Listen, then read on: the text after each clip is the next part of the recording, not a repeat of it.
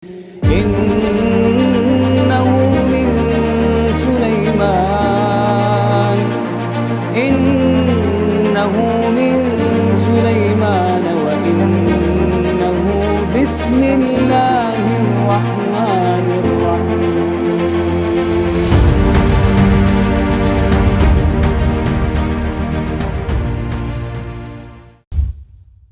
Alhamdulillah, di malam hari ini kita biasa mengkaji setelah maghrib, tapi karena ada suatu hal maka jadwal kita akhirkan setelah isya.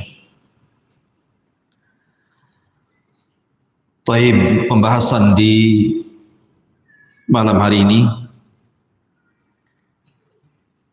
setelah kita mengkaji tentang dakwah Nabi SAW di Taif, dan Nabi SAW merasa bahwa dakwah beliau sudah tidak bisa diterima di sana dan di sini. Maka dari sini Allah Subhanahu wa taala hendak menghibur Rasul dengan hendak memperjalankan dua peristiwa besar. Yang pertama disebut Isra dan yang kedua disebut Mi'raj. Maka malam ini kita khususkan membahas peristiwa besar Al-Isra'u wal Mi'raj. Para ulama berselisih pendapat kapan terjadinya peristiwa Isra dan Mi'raj ini. Ada yang mengatakan bahwa peristiwanya di malam hari pada tanggal 12 Rabiul Awal dan diperselisihkan tahunnya. Yang jelas bahwa peristiwa Isra dan Mi'raj ini terjadi sebelum hijrah Nabi SAW. Di antara sebab kenapa Nabi diperjalankan dalam peristiwa besar ini, sekali lagi karena Allah Subhanahu wa taala hendak menghibur Nabi-Nya. 18 kabilah Quraisy sudah tidak lagi menghendaki Rasul berada di Mekah. Dan daerah yang lainnya, Saqif, Taif dan sekitarnya pun sudah mengusirnya. Akhirnya Nabi SAW sudah tidak bisa bergerak dalam berdakwah. Bahkan sudah sempit dadanya. Maka Allah Subhanahu wa taala hendak menghibur Rasul dengan dua peristiwa besar Isra dan Mi'raj, di mana Rasul akan langsung dipertemukan dengan Allah Subhanahu wa taala. Ma'asyiral muslimin yang dimuliakan Allah Azza wa Jalla, bagaimana kisahnya? Bagaimana Rasul sallallahu alaihi wasallam melakukan perjalanan Isra? Menggunakan apa Rasul ketika Isra? Kemudian ketika Mi'raj, apa yang terjadi Nabi ketika berada di langit? Dan nabi-nabi siapa yang dijumpai Nabi sallallahu alaihi wasallam? Termasuk juga berjumpa dengan Allah, apa yang diwajibkan Allah kepada beliau? Tentu ini pembahasan panjang, mudah-mudahan kita bisa ringkas di malam ini. Ma'asyiral muslimin yang dimuliakan Allah Subhanahu wa taala. Ada yang mengatakan bahwa peristiwa mukjizat besar Isra Mi'raj ini terjadi ketika Nabi SAW sedang tertidur di Ka'bah, atau lebih tepatnya di Hijr Ismail. Walaupun ada riwayat yang mengatakan di rumahnya Ummu Hani. Ketika Nabi SAW sedang tertidur, tiba-tiba dikejutkan dengan kedatangan malaikat Jibril. Maka Nabi SAW setelah kemudian berjumpa dengan Jibril, maka Nabi SAW melakukan pembelahan dada. Jadi Jibril dan juga malaikat yang lain datang kemudian membelah dada Nabi.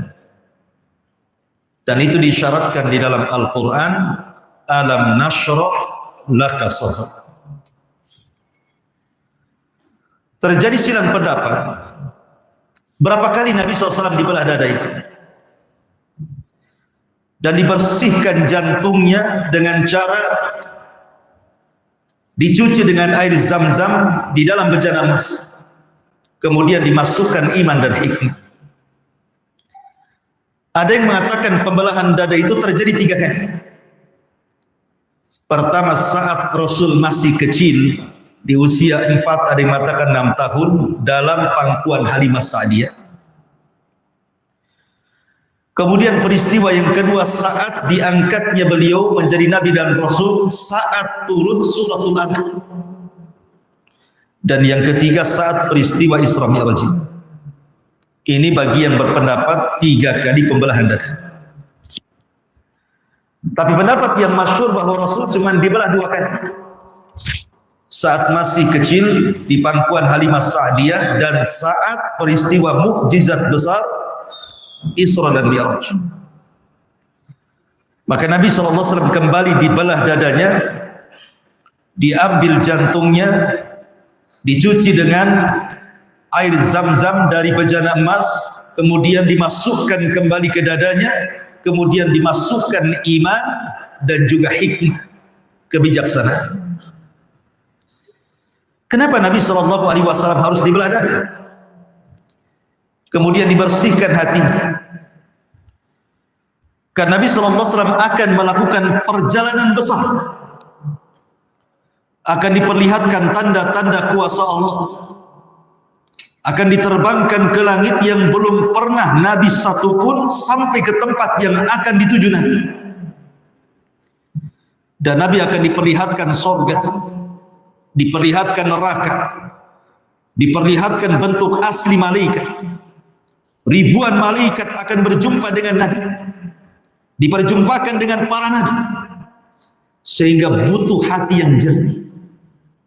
Makanya dibelah dadanya.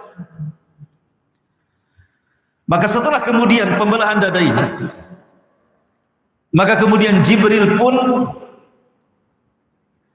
sudah membawa binatang untuk tunggangan Nabi SAW, dan binatang itu disebut al-buraq.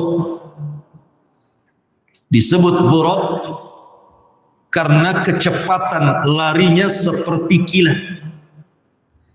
Makanya kilat dalam bahasa Arab itu yakadul barqu. Barqu itu artinya kilat,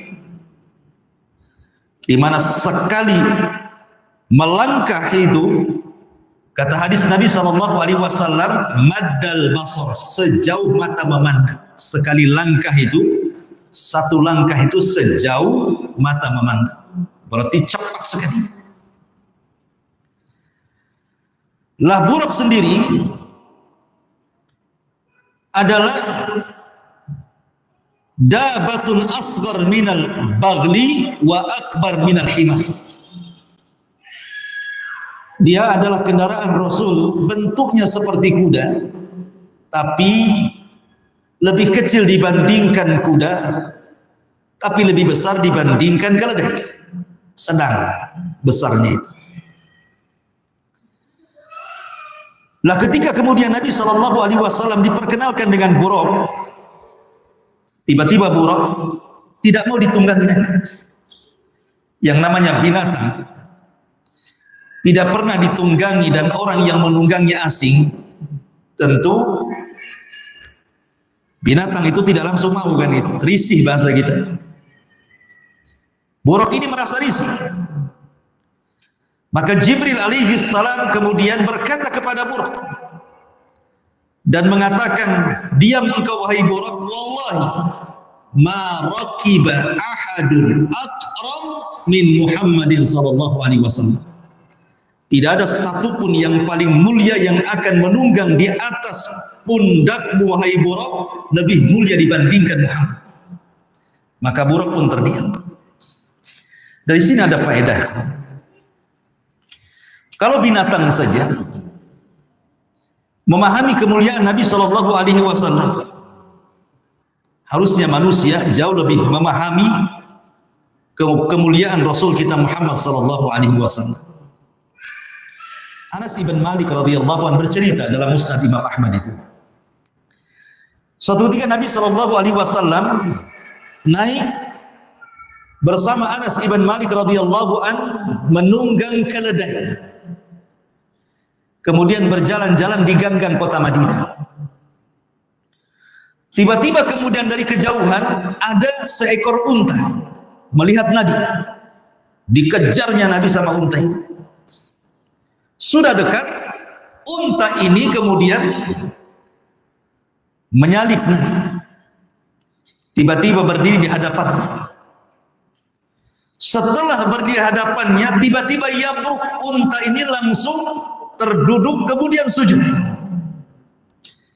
Setelah itu unta ini menangis. Maka Rasul terhenti, turun dari tunggangannya, kemudian menghadap unta, mengusap air matanya.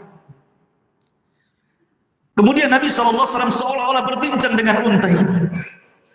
Dari sini salah satu mukjizat Rasul paham bahasa unta. Tiba-tiba Rasul berteriak di hadapan orang-orang Ansar dan mengatakan, "Man sahib hadal jamal ini?" Jafatan minal Ansar, datang anak muda dari Ansar dan mengatakan, "Ana ya Rasulullah, saya wahai Rasul." Maka Rasul marah dan mengatakan, "Afala tattaqillah, tidakkah kau bertakwa kepada Allah? Allati malakakallahu iyah, unta ini sudah Allah kuasakan kepadamu. Lihat untamu syaka alayya, dia datang kepadaku, mengadu kepadaku, annaka tuji'uhu wa tut'ibu. Engkau suka menyakitinya dan engkau suka membuat dia lelah dan letih. Engkau hanya bisa mempekerjakan tapi tak pandai merawatnya." Subhanallah, unta saja paham kemana harus mengadu. Sementara Al-Quran jelas-jelas mengatakan, "Idza tanaza'tum fi syai'in farudduhu ila Allah wa Rasul." Apabila kalian berselisih tentang sesuatu perkara apapun, karena syai' itu nakirah tufidu al-umum. Berarti kalau berselisih dalam masalah apapun, maka solusinya kembalikan kepada Allah dan Rasul. Betapa banyak para duat menyampaikan ayat ini dan betapa banyak kaum muslimin membacanya, tapi ketika ada masalah tidak pernah dikembalikan kepada Al-Quran dan juga sunnah Nabi SAW. Berarti dia tidak paham kemana perkara itu harus disampaikan. Ada orang yang mengembalikan perkara itu kepada perasaan, kepada adat istiadat, kepada suku, dan tidak kembali kepada Al-Quran dan Sunnah. Maka peristiwa ini ketika Rasul menunggang Buraq, kemudian Buraq diberitahu oleh Jibril bahwa yang menunggangi Rasul terdiam. Kalau binatang saja memuliakan Rasul, harusnya kita yang umatnya Rasul lebih memuliakan Rasul. Itu faedahnya. Malah setelah Buraq, ada yang mengatakan dia berhenti di tempat-tempat bersejarah. Berhenti di Baitul Lahmin, Bethlehem, tempat lahirnya Isa bin Maryam. Berhenti di Bukit Tur, tempat turunnya Taurat. Dan berhenti di tempat-tempat sejarah para nabi. Kemudian baru sampai ke Palestina.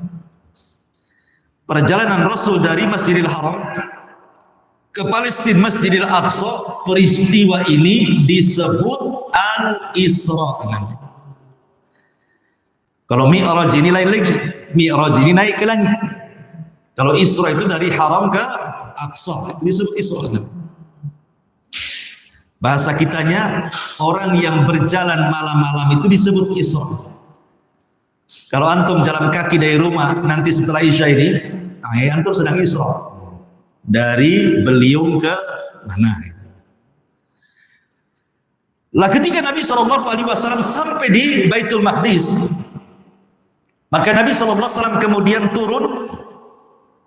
Ingat bahwa ketika Nabi SAW melesat dari Masjidil Haram ke Masjidil Aqsa itu, Rasul menunggang buruk berdua bersama Jibril. Karena Jibril kan datang dalam bentuk tasyakul. Tasyakul itu menyerupai laki-laki tampan, dan biasanya laki-laki yang diserupai Jibril itu adalah sahabat Dihyatul Kalbi. Orangnya orang ganteng, paling gantengnya orang Muhajir. Maka kemudian Jibril naik ke atas buruk, kemudian Rasul berada di belakangnya Jibril. Jadi boncengan berdua di atas buruk. Di sini ada keutamaan, ikhwan, di mana Nabi SAW berbangga dengan kedekatan dia dengan Jibril saat menunggang buruk. Karena dempetan, antum kalau boncengan motor kan dempetan. Sama juga ketika menunggang kuda kan otomatis memeluk kan gitu. Disinilah kedekatan Nabi SAW dengan Jibril, dan Rasul berbangga dengan itu. Dan harusnya di sini ada faedah pentingnya kita mencari teman-teman yang baik. Karena Rasul berteman dengan Jibril. Karena as-sahibu sahib, kawan itu nyeret biasanya. Kalau kawannya baik, nyeret ke yang baik. Kalau kawannya jahat, nyeret ke yang jahat, gitu maksudnya. Kalau kawannya akidahnya ahli sunnah, masuk ke ahli sunnah. Kalau kawannya khawarij, ikut ngebom di sana di sini. Kawan itu tergantung siapa. Karena Rasul mengatakan al-mar'u ala dini khalili, orang itu digantungkan agama kawannya. Lah sesampainya di Baitul Maqdis, maka Rasul turun kemudian menambatkan buruk di tempat tambatan yang sekarang tempat tambatannya buruk itu menjadi tembok ratapan orang-orang Yahudi. Di Palestina itu ada tembok ratapan, orang Yahudi beribadah kan meratap di tembok itu. Disitulah Rasul menambatkan buruk. Pertanyaan, kenapa buruk mesti ditambah? Bukankah dia binatang yang Allah turunkan dari langit untuk memperjalankan Rasul, dan perlu diikat? Kenapa mesti diikat? Di sini Nabi SAW ingin mengajarkan kepada kita tentang akhdhu bil asbab, namanya ya. Bahwa tawakal saja tidak cukup, harus mencari sebab. Nggak bisa tawakal itu. Antum kosongkan rumah mau pulang kampung nih, jendela biarkan terbuka, dapur biarkan terbuka, pokoknya saya serahkan kepada Allah, langsung berangkat naik pesawat terbuka kan. Pulang habis itu. Bukan hanya barang-barang berharga, sendok garpu hilang. Artinya bahwa tawakal itu tidak hanya sekedar menyandarkan diri kepada Allah saja, tetapi di situ ada namanya akhdhu bil asbab. Seperti mamanya antum ke masjid pakai motor, antum biarkan hidup motor kunci di situ, antum sholat, habis sholat hilanglah motor. Maka pertama kita tawakal kepada Allah, minta agar motor tidak dicuri dengan cara apa? Ambil kunci setang, kalau perlu gembok gitu ya, baru masuk masjid. Nah, itu tawakal namanya. Itu maksud Rasul mengajarkan tawakal itu harus ada akhdhu bil asbab, mengambil sebab. Kemudian Nabi SAW masuk ke Masjidil Aqsa. Subhanallah. Disinilah terjadi ijtima'ul kubra, perkumpulan maha besar, maha dahsyat, maha agung. Karena Nabi SAW melihat di dalam Masjidil Aqsa itu penuh dengan para nabi. Kalau ada orang yang bertanya, bukankah para nabi sudah meninggal? Berada di kuburan-kuburan mereka. Mungkinkah para nabi kemudian bangkit dari kuburan, kemudian mendatangi Masjidil Aqsa dan berkumpul di Masjidil Aqsa? Maka ulama mengatakan maksudnya Allah menggambarkan kepada Rasul, memberikan gambaran. Jasad Nabi dijaga, memang tidak dimakan bumi, tapi tidak mungkin kemudian orang mati hidup lagi kan gitu. Jadi ruh para nabi itu pada melesat dari mana-mana, kemudian berjumpa di Masjidil Aqsa, kemudian ditampakkan kepada Nabi SAW, dan itu perkumpulan terbesar satu dunia dalam sejarah. Kumpul semua para nabi. Mana ada ijtima, perkumpulan yang dihadiri banyak orang-orang hebat gitu ya, berkumpul satu dunia. Ini semua nabi dan rasul berkumpul di situ, ikhwan. Maka disebut ijtima'ul kubra namanya. Untuk apa? Untuk menyerahkan estafet bendera dakwah kepada Nabi. Karena zaman mereka sudah berlalu dengan kematian mereka. Maka Nabi SAW menjadi imam para nabi, imam dia, sholat. Pertanyaannya, kewajiban sholat 5 waktu aja belum ada. Nabi kan belum naik ke langit.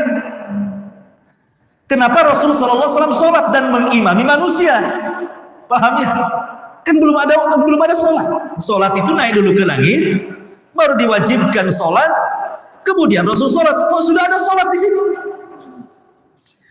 Maka kita katakan, ya memang kewajiban sholat 5 waktu itu setelah peristiwa Isra Mi'raj. Tapi bukan berarti sebelum itu Rasul tidak sholat. Ada Rasul sholat 2 rakaat di waktu pagi dan 2 rakaat di waktu petang. Itu sholatnya Nabi. Sebelum ada sholat 5 waktu. Jadi pagi sama petang saja. Makanya Nabi SAW sholat dan menjadi imam. Di sini ada pelajaran besar, ikhwan, ketika Rasul menjadi imam seluruh para nabi itu di belakangnya, seolah-olah semua para nabi itu menyerahkan estafet dakwah kepada Nabi SAW. Ini giliran wahai Muhammad. Dan di sini ada isyarat bahwa seluruh tempat-tempat dakwah para nabi akan sampai Islam di sini. Para nabi yang berdakwah yang ada di belakang Rasul itu, dengan Rasul menjadi imam mereka, ini isyarat bahwa Islam itu akan sampai ke daerah para nabi yang menjadi makmum di belakang Rasul di zaman. Artinya Islam akan berkembang ke seluruh atau ke seantero dunia. Makanya hari ini tidak ada satu benua kecuali ada Islam. Di Afrika ada Islamnya, di Eropa ada Islamnya, di Asia ada Islamnya, di Indonesia paling besar lagi Islamnya. Islam menyebar menyeluruh. Seolah-olah, saya ulangi dari awal, bahwa dengan menjadi makmumnya para nabi, seolah-olah mereka memberikan bendera Islam, kemudian melakukan sholat bersama para nabi. Maka Nabi SAW pun kemudian sebelum naik ke langit, maka Nabi SAW kemudian ditawari 2 minuman. Pertama khamar, dan yang kedua susu.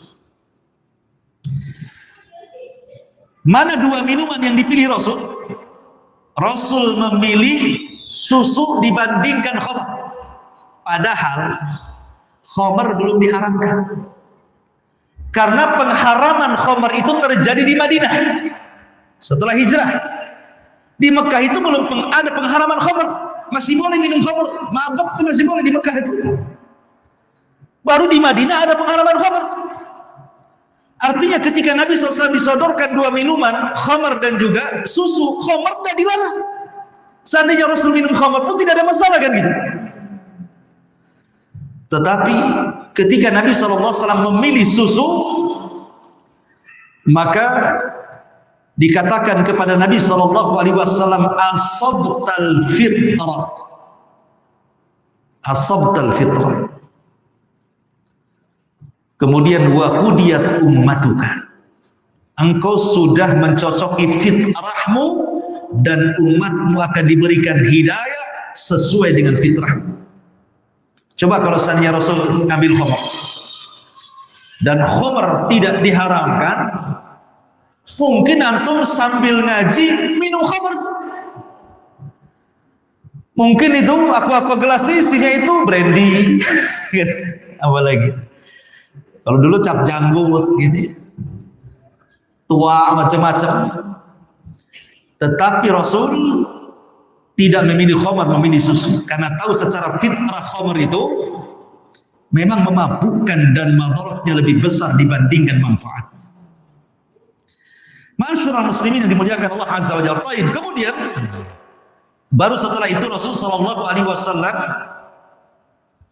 melakukan peristiwa yang disebut dengan Mi'raj. Apa itu Mi'raj? Mi'raj itu artinya tangga, atau bahasa kerennya eskalator. Itu Mi'raj itu artinya, Mi'raj itu eskalator. Kalau antum pernah naik ke mall, eskalator itu disebut Mi'raj, tangga gitu. Bagaimana Nabi SAW bisa naik ke langit?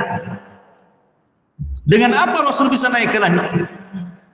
Tidak dikisahkan. Seperti apa Rasul naik ke langit? Apakah Rasul menunggang buruk? Tidak. Buruk itu hanya sampai di Masjidil Aqsa.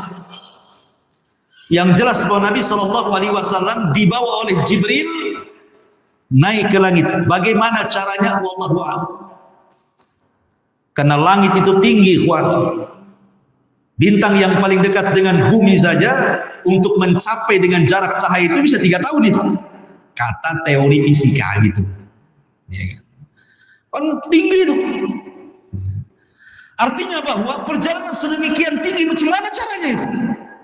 Terlebih-lebih harus melewati langit pertama, kedua, ketiga, keempat, yang jarak antara satu langit ke langit kedua saja dalam riwayat Abdullah ibn Mas'ud itu sejarak 500 tahun perjalanan per langit. Ini 7 lapis langit. Butuh berapa tahun sampai di sana itu? Tetapi kuasa Allah Subhanahu wa taala tidak perlu bertahun-tahun, bahkan tidak perlu berhari-hari, cukup 1 malam. Jibril membawa Rasul naik ke langit. Pertanyaannya, kenapa naik ke langit harus dari Masjidil Aqsa? Kenapa nggak dari Mekah saja langsung? Kan gitu ya. Dari Mekah langsung aja ke langit gitu ya. Kenapa mesti ke Masjidil Aqsa dulu? Jawabannya satu, karena pintu langit itu sejajar dengan Masjidil Aqsa. Yang kedua, Masjidil Aqsa itu adalah tempat berkumpulnya para nabi. Maka Nabi SAW pun harus sampai ke situ dan berkumpul bersama para nabi. Dan Masjidil Aqsa sendiri adalah kiblat bagi kaum muslimin. Bahkan kita dilarang safar dalam niat ibadah kecuali ketiga Masjid Haram, Nabawi, Aqsa. Maka Aqsa ini masjid yang luar biasa, dimiliki para nabi dan tempat bersejarah, milik semua manusia Aqsa itu. Dan kelak di akhir zaman, Masjidil Aqsa dan umumnya Palestina, jantung kota Syam, akan menjadi tempat berdirinya khilafah kaum muslimin di bawah bendera Al-Mahdil Muntadhar Muhammad ibn Abdullah. Naiklah Rasul SAW ke langit pertama. Kemudian dibukakanlah langit pertama itu. Sebelum dibuka, malaikat penjaga langit bertanya dulu, "Man, siapa?" Kata Jibril, "Ana Jibril." Saya Jibril, kata. "Waman ma'ak?" Siapa yang bersamamu?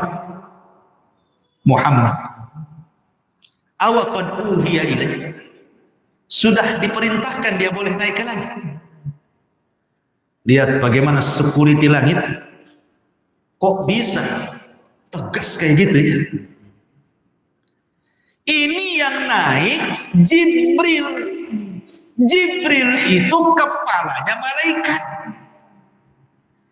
Kok berani-beraninya nih anak buah Jibril ini ngomong sama kepalanya, "Siapa kamu?" "Saya Jibril." "Siapa yang bersamamu?" "Muhammad." Sudah diizinkan orang yang kau bawa naik. Coba seandainya di Batam ini ada kepala bagian gitu, bawa orang masuk ke parkiran, atas satpam, "Siapa kamu?" "Enggak kenal aku. Aku ini pimpinan di sini." Dan gitu ya. Terus siapa yang ngapain kau tanya-tanya? Kan gitu jadi marahi, besok dipecat dia.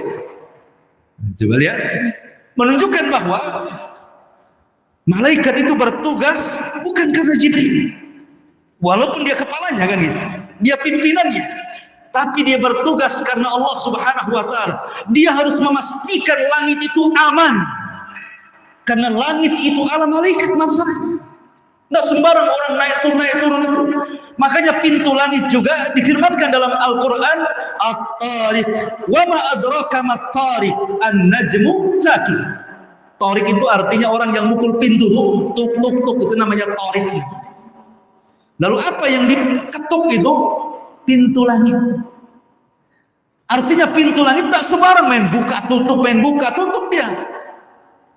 Kapan dibuka, kapan ditutup, ada waktunya. Seperti ketika ruhnya seorang mukmin dicabut, kemudian dibawa oleh malaikat ke langit, baru dibuka tuh pintu langit sampai ke langit ketiga. Atau ketika peristiwa Isra Mi'raj, Rasulullah SAW kemudian membuka pintu langit. Atau setiap hari asar dan juga subuh, malaikat yang mencatat kebaikan di siang dan di malam hari naik, baru dibuka pintu langit. Jadi tidak sembarang pintu langit main buka gitu saja. Makanya kemudian untuk memastikan langit aman, tegas nih security langit ini. Siapa yang bersama Muhammad? Sudah diizinkan dia masuk? Sudah, silakan. Naik dia. Rupanya pertama kali berjumpa dengan siapa? Nabiullah Adam alaihi salam. Berjumpa dengan Adam alaihi salatu wassalam. Kemudian dipandangnya Adam alaihi salatu wassalam. Kata Jibril, itu adalah buyutmu Adam. Ucapkan salam kepadanya. Maka Nabi SAW mendekat Nabi Allah Adam yang tingginya itu 30 hasta, lebarnya 7 hasta, besar. Kemudian Rasul mengatakan Assalamualaikum. Maka Adam mengatakan waalaikumsalam, marhaban bibnin saleh wa nabiyyin saleh. Selamat datang anakku yang saleh dan nabiku yang saleh. Adam bangga dengan Rasul, makanya menyebutnya dengan kalimat bibnin saleh, anakku yang saleh. Dari sini ada faedah bahwa anak yang soleh itu akan menjadi kebanggaan orang tuanya.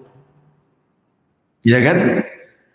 Banyak orang-orang tua itu kalau melihat anaknya soleh, oh kalau tahu anak saya soleh, saya buat waktu saya masih muda 10 anak biar kayak dia semuanya. Sekali anaknya tolah-toleh itu gak jelas. Kalau tahu kau akan begini nak, waktu baik injak lehermu biar mati sekali. Kan gitu ya. Nggak bangga orang tua itu melihat anak yang kurang ajar. Tapi kalau anak yang soleh bangga, karena anak yang soleh itu aset terbesar dalam kehidupan. Idza mata ibnu Adam inqata amaluhu illa min salasin, sadaqatin jariyah aw ilmin yuntafa'u bihi aw waladin salihin yakula. Atau anak yang soleh yang mendoakan. Kemudian Rasul heran memandang Adam, karena Adam sekali-kali menengok ke kanan begini, tiba-tiba tersenyum. Tapi kalau menengok ke kiri seperti ini, tiba-tiba pula menangis. Sehingga kemudian Rasul bertanya kepada malaikat Jibril, kenapa Adam seperti itu? Maka Jibril mengatakan, apabila dia memandang ke arah kanan, wahai Muhammad, sesungguhnya dia melihat umatnya yang sebagian umatnya masuk ke dalam surga. Bahagia Adam, tersenyum dia.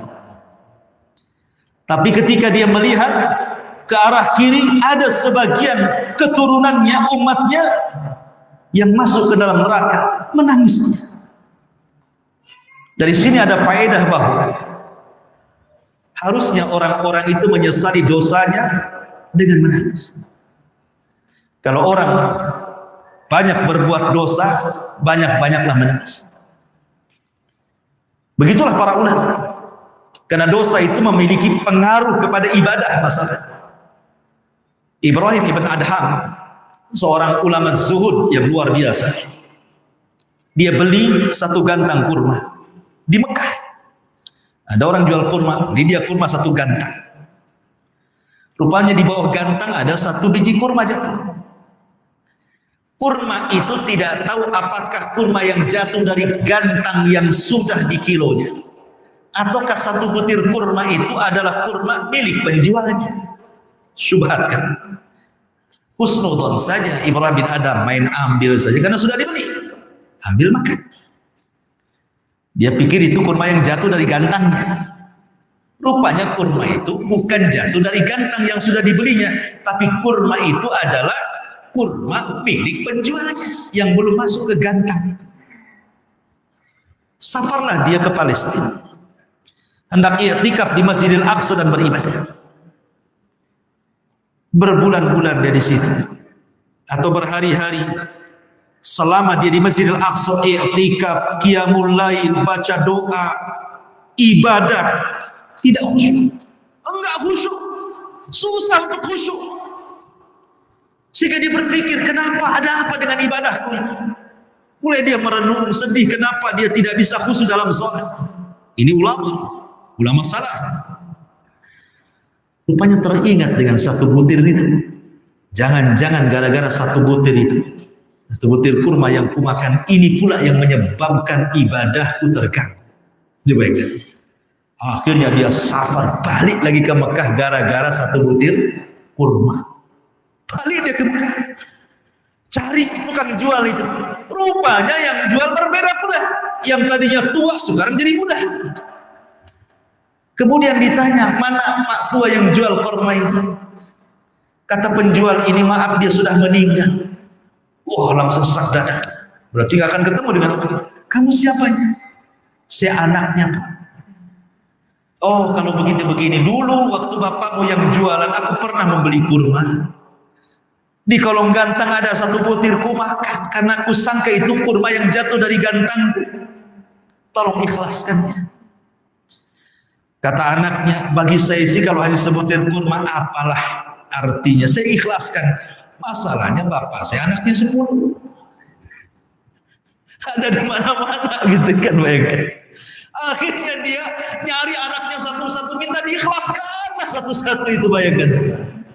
Setelah mendapatkan keikhlasan anak-anaknya, barulah dia khusyuk ibadah. Itu lihat ulama dulu ya, luar biasa. Kalau antum ini beli duku, belum dibeli, main ambil, makan, kecut, nggak jadi, nggak dibayar yang satu karena kecut. Ya selalu aja tuh ibadah itu, karena dari dulu nggak pernah khusyuk, ya biarin aja kan.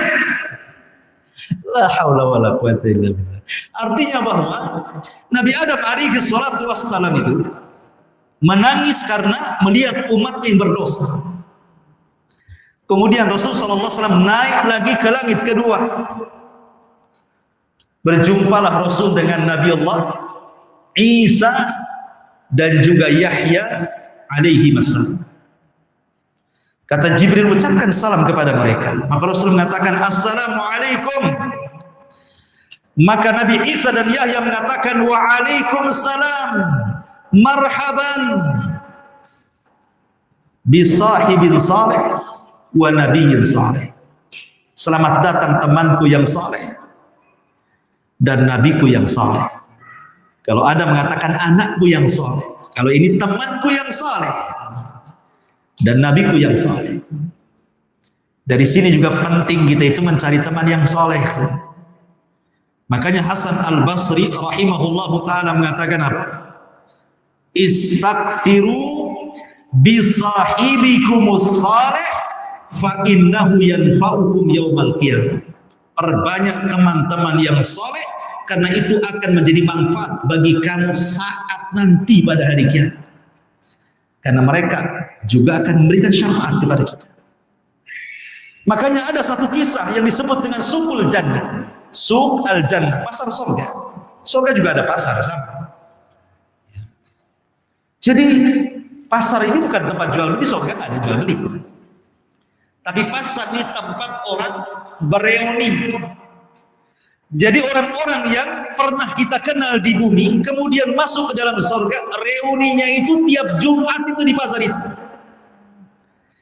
Kemudian mereka mendiskusikan, mereka ingatlah kehidupan di dunia. Dulu kita kerja bakti, ngocor jalan dari ujung sana ke rumah Pak Age sampai ke sana. Nanti itu diceritakan itu. Bakar-bakar ikan, satu ambil kepala, satu ambil. Jadi semua akan diceritakan. Semua akan diceritakan. Jadi akan bahan cerita. Jadi mereka akan tahu kehidupan dunia. Tiba-tiba kemudian salah seorang di antara mereka nyeletuk, kawan kita itu yang selalu sama kita hadir di situ itu mana? Kok tidak nampak? Maka kemudian malaikat memberitahu, huwa finnar, dia di neraka. Maka ketika tahu bahwa teman ini masuk neraka, maka sepakat nih kawan-kawan dia yang soleh yang masuk ke dalam surga langsung mengangkat tangan kepada Allah, ya Rabb, la taqtamilu ladzatina hatta tukhrijahu minan nar. Ya Rabb, jangan kau sempurnakan kenikmatan kami sampai kau keluarkan kawan kami dari neraka itu. Lihat, makin banyak kawan yang soleh, makin banyak memberikan syafaat kepada kita. Makanya Hasan Al-Basri mengatakan, perbanyak teman-teman yang soleh sebanyak-banyak, karena itu akan bermanfaat bukan hanya di dunia sampai ke akhir. Ma'asyiral muslimin yang dimuliakan Allah, kemudian naik lagi ke langit ketiga. Berjumpa dengan siapa? Di langit ketiga berjumpa dengan Nabi Yusuf. Dan Nabi SAW diberitahu oleh Allah bahwa Yusuf itu memiliki ketampanan separuh ketampanan Adam. Jadi separuh ketampanan Adam, Adam ini tampannya dibagi dua. Yang separuhnya untuk umatnya, keturunannya sampai kiamat, separuhnya lagi khusus untuk Nabi Yusuf. Makanya wajar kalau Yusuf ketampanannya mengalahkan seluruh turunan Adam, karena yang separuh itu rame-rame gitu ya dari turunan Adam, yang separuhnya khusus bagi Nabi Yusuf. Makanya ketampanan Yusuf itu jadi fitnah jadinya, sampai-sampai ketika wanita-wanita istri-istri pejabat itu yang awalnya melecehkan Zulaiha kemudian membuat super hoax dan mengatakan, ngapain si Zulaiha itu, masa budaknya digoda, dia kan pejabat, tak malukah dia? Kata Zulaiha, awas saja, belum tahu dia siapa budak. Maka diundanglah ibu-ibu pembisik-pembisik itu, istri-istri pejabat-pejabat itu, suruh makan di rumahnya, disediakan pisau, disediakan buah. Pegang pisaunya, pegang buahnya. Kemudian Zulaiha mengatakan, buka pintu, suruh Yusuf masuk. Mereka tidak pernah melihat Yusuf. Ketika melihat Nabi Yusuf alaihi salatu wassalam, tiba-tiba mereka tidak sadar, faqatta'na aydiyahun. Dia bahasa Quran bukan faqatta'na, pakai tasdid, qatta'a. Yuqatti'u taqti'an, itu artinya bukan satu gores, bergores-gores. Itu maksudnya. Kalau qata'a sekali aja. Tapi kalau pakai tasdid qatta'a begini-begini. Gitu. Kemudian mengatakan, hasyalillah, ini bukan manusia ini. In hadza illa malakun karim, jangan-jangan ini malaikat katanya. Ini bukan orang ini katanya. Sampai ngomong gitu mak-mak. Terfitnah dengan ketampanan Nabi Yusuf. Ada juga yang berpendapat, wallahu a'lam, bahwa ketampanan Adam itu dibagi dua. Satu, separuhnya dibagi Yusuf, separuhnya dibagi kepada Rasul kita Muhammad SAW. Tapi ketampanan Nabi tidak membuat fitnah, hanya menampakkan haibah karismatik yang luar biasa. Tapi ketampanan Yusuf ini membuat fitnah kaum Hawa. Ada yang mengatakan seperti itu. Naik lagi Rasul ke langit keempat, berjumpa dengan Idris. Kemudian dan Idris itu difirmankan, wa rafa'nahu makanan 'aliyya, Allah angkat ke tempat yang paling tinggi, ke langit keempat. Kemudian Allah naikkan lagi Rasul ke langit kelima, berjumpa dengan Nabi Allah Harun.